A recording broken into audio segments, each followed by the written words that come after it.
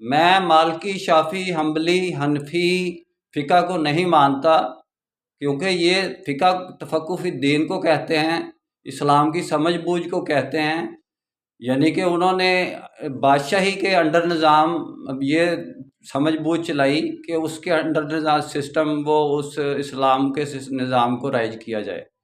رائج الوقت بادشاہ جو ہے وہ اسلام کے نظام کو چلائے اپنے انڈر۔ اسلام کی فقہ تو سب سے پہلے یہ بنتی تھی کہ وہ بادشاہی نظام، اللہ کے علاوہ تو بادشاہی کسی کی ہے ہی نہیں ہے، حاکمیت ہے ہی نہیں ہے، وہ اللہ کے سپرد کرنے کے لیے سب سے پہلے حاکمیت کے اس نظام کو ختم کرتے اور امت جو تقسیم تھی اس کی وحدت میں لاتے، تو یہ تو مانتے ہوئے اسلام کی فقہ ہے۔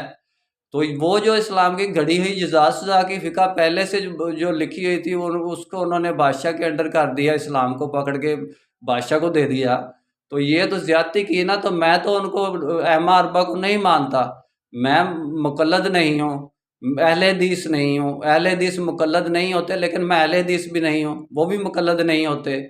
میں یعنی کہ محمد رسول اللہ صلی اللہ علیہ وسلم کی تقلید کرتا ہوں، اس قسم کا مقلد ہوں۔ اس کے علاوہ میں کسی کی کا مقلد نہیں ہوں، مکلف بھی نہیں ہوں۔